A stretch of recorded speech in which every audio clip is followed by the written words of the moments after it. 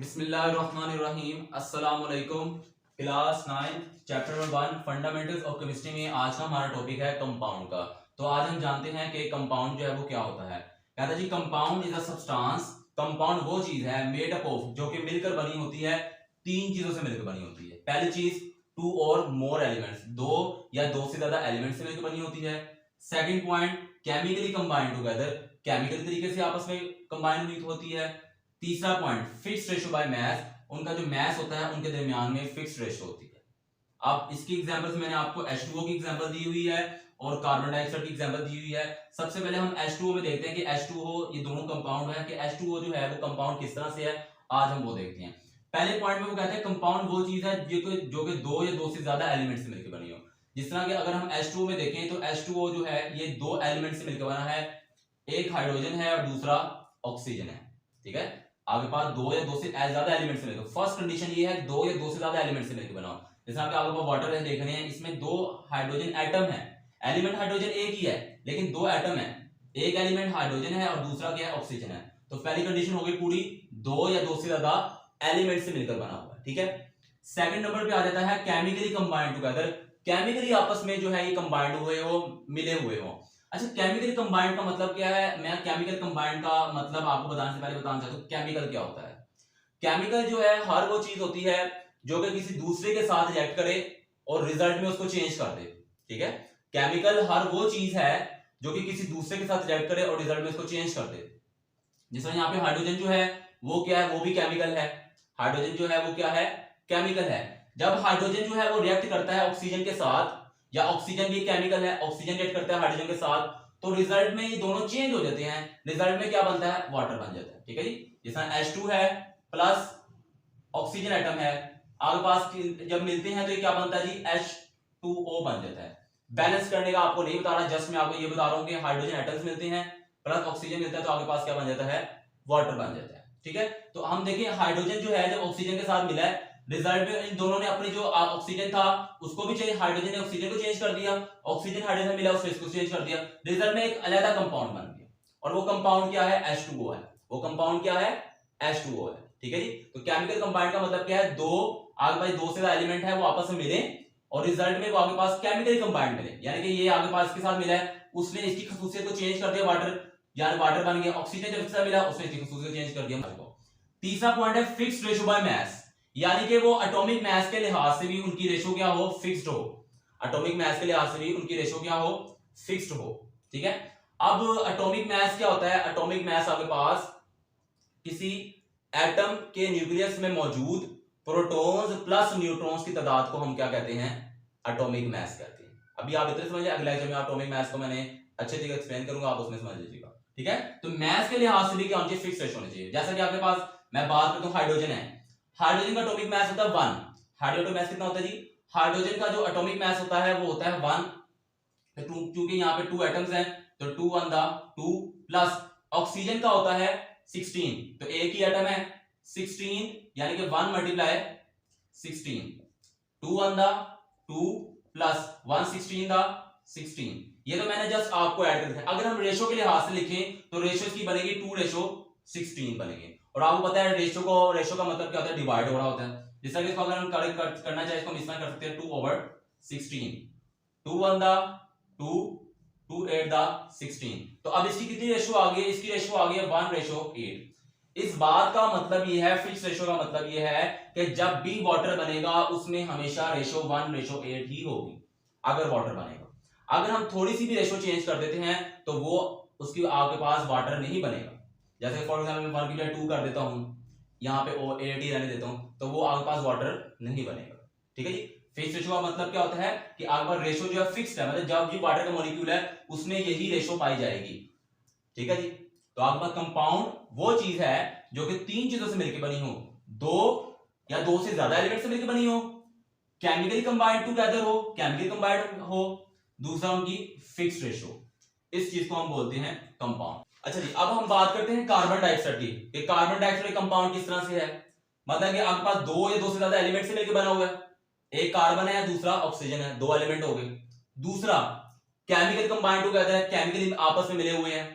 तीसरा fixed ratio, अब इनके दरमियान फिक्स रेशो किस तरह से है, जैसा कि अगर हम देखें कार्बन जो होता है उसका एटॉमिक मास होता है 12 और एटम इसका एक है, तो 12 इंटू 1, क्योंकि रेशो निकाल रहे हैं, तो दूसरा आपके पास क्या, इसकी ऑक्सीजन रेशो होती है 16 और दो एटम है 16 मल्टीप्लाई 2, तो 12 वन द 12, 16 टू द 32 और रेशो का मतलब क्या होता है, वो चीज डिवाइड हो रही होती है, यानी कि 12 डिवाइडेड बाय 32, तो ये आपके पास रेशो जो निकल जाएगी इसकी बन जाएगी 2 6 द 12 करें, 2 1 द 2, 2 6 द 12, 2 3 द 6, 2 8 द 16, यानी कि इनके दरमियान में जो रेशो आ रही है वो आ रही है 3:8 रेशो आ रही है। अब ये इनकी कार्बन डाइऑक्साइड के दरमियान जो रेशो है वो फिक्स्ड है, यानी कि 3:8 है।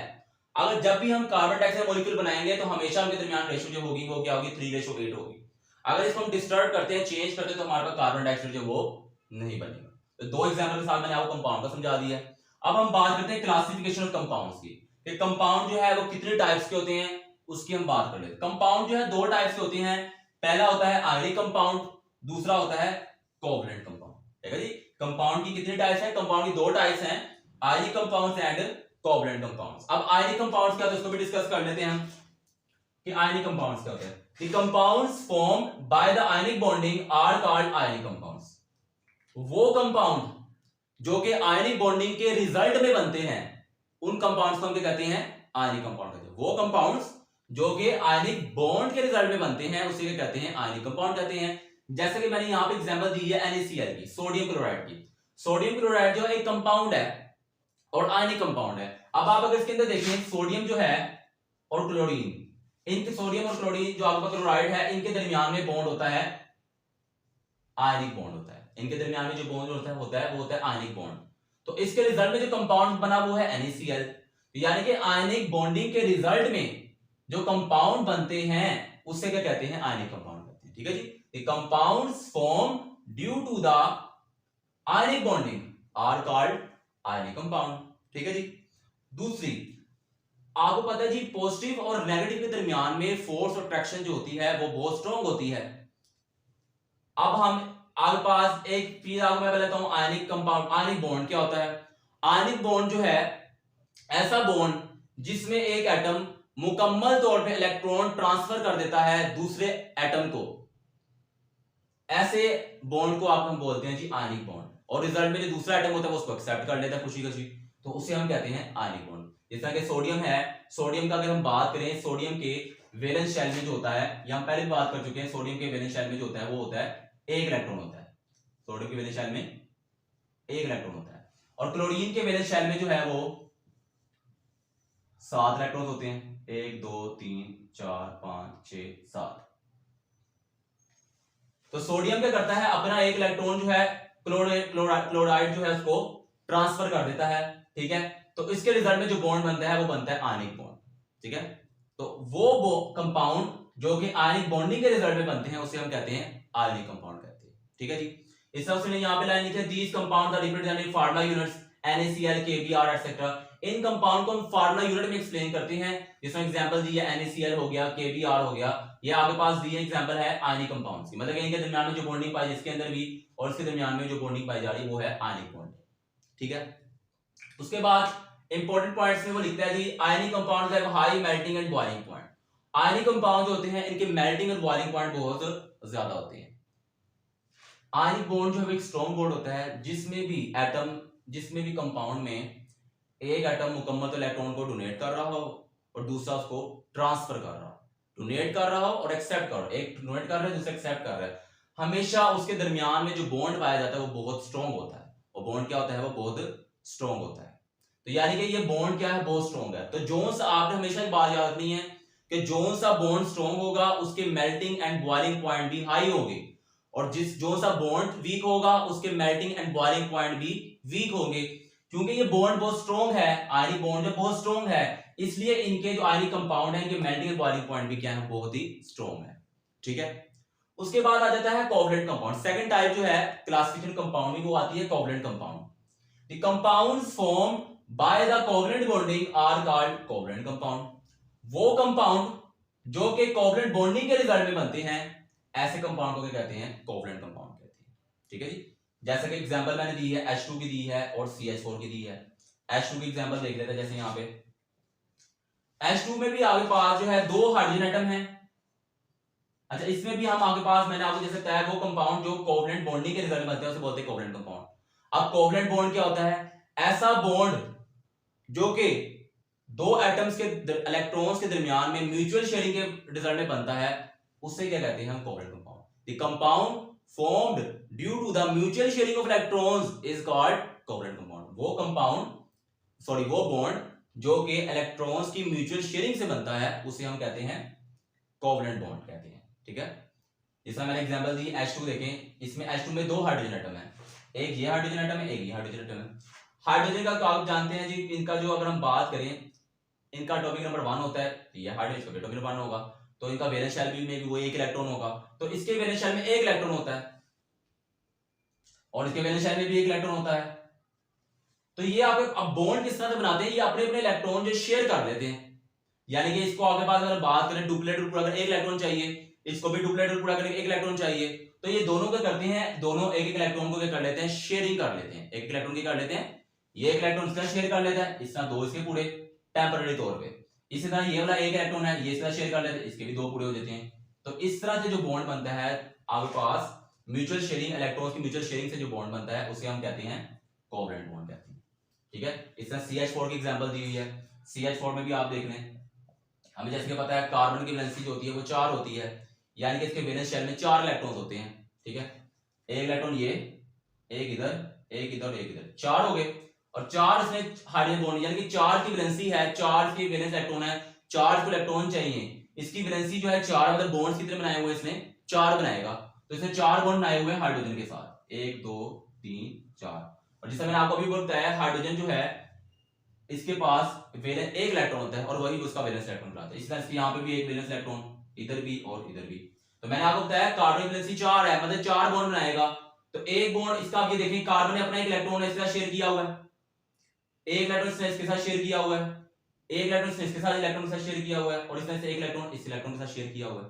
तो इसके रिजल्ट में 4 बॉन्ड बन रहे हैं, यानी कि 4 इलेक्ट्रॉन शेयरिंग के 4 इलेक्ट्रॉन ये हो गए, एक 5 और एक ये 6 7 और एक 8, इसका ऑक्टेट पूरा हो गया। इस हाइड्रोजन की बात करते हैं, इसके बाद एक इलेक्ट्रॉन था, डुप्लेट पूरा कर रहा था ना शेयरिंग के जरिए से, तो एक इसके पास था, एक इसका शेयर किया, 2 इसके भी हो गए, इस तरह इसका भी एक और एक 2 हो गए, इस तरह से इसका भी एक और एक 2 हो गए, और इस तरह इसका भी एक और एक 2 हो गए। तो वो बॉन्ड जो कि इलेक्ट्रॉन्स की म्यूचुअल शेयरिंग से बनता है उसे कहते हैं हम कोवलेंट बॉन्ड। जैसे कि हमें आपके पास क्लास में बच्चा होता है, उसके पास कोई बुक नहीं होती, तो फॉर एग्जाम्पल किसी बुक नहीं में कहते हैं जी आप शेयर कर लें, उन्होंने आपस में क्या की होती है? म्यूचुअल शेयरिंग की होती है। क्या की होती है? म्यूचुअल शेयरिंग की होती है। अब यहाँ पे इसके कोवलेंट बॉन्ड के रिजल्ट में बनने वाले कंपाउंड्स को क्या कहते हैं? कोवलेंट कंपाउंड्स कहते हैं, जिसका मैं आपको एग्जांपल भी तुमने समझा दी। अच्छा, एक पॉइंट इसका भी है, वो पॉइंट्स का ये है कि कोवलेंट कंपाउंड जो होता है इनके दरमियान में इनके जो मेल्टिंग बॉइलिंग पॉइंट होते हैं वो बहुत वीक होते हैं, यानी कि इनके दरमियान में जो बॉन्ड, ये बॉन्ड जो है स्ट्रॉन्ग बॉन्ड नहीं होता, ये बॉन्ड एक स्ट्रॉन्ग बॉन्ड नहीं होता। जैसा और मैंने अभी आपको ऊपर बताया है, जो बॉन्ड स्ट्रॉन्ग होगा उनके मेल्टिंग एंड बॉइलिंग पॉइंट भी हाई होंगे, जो बॉन्ड वीक होगा उनके मेल्टिंग एंड बॉइलिंग पॉइंट भी क्या होंगे? वीक होंगे। तो कोवलेंट कंपाउंड के मेल्टिंग एंड बॉइलिंग पॉइंट क्या होते हैं? वीक होते हैं। ठीक है, उसके बाद आ जाता है मॉलिक्यूलर फार्मूला, कि मॉलिक्यूलर फार्मूला क्या होता है? A molecule is a true representative of the covalent compound and it's formula is called molecular formula. आगे बात भी आपने एक दूसरे तरीके से पढ़ेंगे मॉलिक्यूलर फार्मूला, यहां पे जब दूसरे तरीके से लिखी है, उसने कहा कोवलेंट कंपाउंड को जिस फार्मूले से रिप्रेजेंट करते हैं ना उसे हम क्या बोलते हैं? मॉलिक्यूलर फार्मूला बोलते हैं। ठीक है जी, उन्होंने कहा molecule is true representative, molecule जो है इजहार है किसका? कोवलेंट कंपाउंड का। ठीक है ना, मॉलिक्यूल पानी का मॉलिक्यूल है और किसके रिजल्ट में बना है? कोवलेंट, आगे पास कोवलेंट बॉन्ड के रिजल्ट में बना है। ठीक है, तो यानी कि आगे पास कहता है जी कोवलेंट कंपाउंड के को मॉलिक्यूल के फॉर्म में एक्सप्रेस करने को, रिप्रेजेंट करने को हम क्या कहते हैं? मॉलिक्यूलर फार्मूला कहते हैं। ठीक है, जिसमें एग्जांपल लिखा हुआ है H2O हो गया, HCl हो गया, H2SO4 हो गया, ये सारे ही क्या है? Molecular formula.